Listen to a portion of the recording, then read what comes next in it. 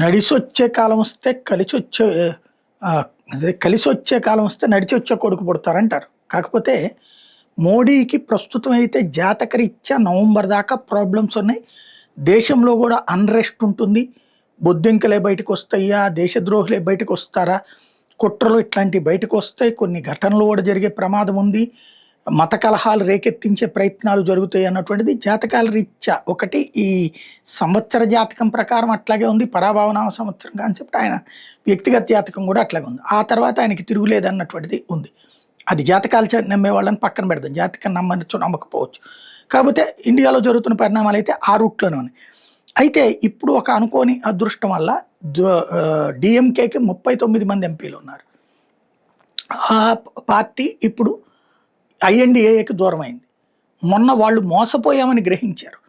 ఏదైతే రాహుల్ గాంధీ చెప్పాడని చెప్పేసి ఆ దక్షిణాది రాష్ట్రాలకు 50% సీట్ ఇవ్వకపోతే నష్టం జరుగుతుంది. జనాభా ప్రాతిపదికన ఉన్న సీట్లు తగ్గుతాయి. ఆంధ్రాలో ఇప్పుడు 25 ఎంపీలు ఉన్నాయి. అది కాస్త 16కో 17కో 18కో పడిపోతాయి. అదే సందర్భంలో తెలంగాణకు వచ్చేటప్పటికి దాదాపుగా ఇప్పుడు 17 ఎంపీలు ఉంటే 13కో 12కో పడిపోయేటటువంటి ప్రమాదం ఉంది. తమిళనాడులో 39 నుంచి 28కో 30కో పడిపోయే పరిస్థితి ఉంది. కేరళకి అదే పరిస్థితి ఉంటుంది. ఎందుకంటే ఈ ఏరియాల్లో జనాభా తక్కువ ఉన్నారు, నార్త్ ఇండియాలో జనాభా ఎక్కువ పెరిగారు. అందుకనినే ఆ సమస్య పరిష్కరించడం కోసం మోడీ సర్కార్ చేసిన దాన్ని కావాలని పెంట చేసుకొచ్చారు వీళ్ళు. ఆ ట్రాప్లో పడ్డటువంటిది డిఎంకే కూడా. ఇప్పుడు డిఎంకే మళ్ళీ ఆ బిల్లు పెట్టండి అని అడుగుతోంది. మహిళా రిజర్వేషన్ బిల్లు ప్లస్ ఇది. మహిళా రిజర్వేషన్ బిల్లు తర్వాత పెట్టుదురు కానీ ముందు నియోజకవర్గాల పునర్విభజన పెట్టండి అంటోంది. అలా పెడితే ఆటోమేటిక్గా మహిళా రిజర్వేషన్ అమల్లోకి వచ్చేస్తుంది అనమాట. అది వాళ్ళు అడుగుతున్నారు. 39 మంది మద్దతు ఇవ్వడానికి సిద్ధపడుతున్నారు. రెండో పక్కన తృణమూల్ కాంగ్రెస్ నుంచి 20 మంది ఇప్పుడు చీలిపోయి సపరేట్ గ్రూప్ కింద ఏర్పడి కేంద్ర ప్రభుత్వం చేసేదానికి ఆమోదించడానికి రెడీ అవుతున్నారు.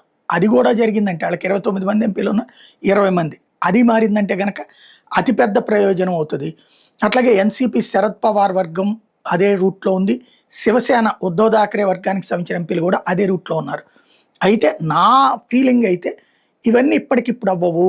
ఉత్తరప్రదేశ్లో ఈ ఏడాది ఎండింగ్లో జరిగే ఉత్తరప్రదేశ్ ఎన్నికల్లో బీజేపీ గెలిచిందంటే ఈ పరిణామాలన్నీ జరిగిపోతే వచ్చే ఏడాది అన్నీ సాఫీగా నడుస్తాయి.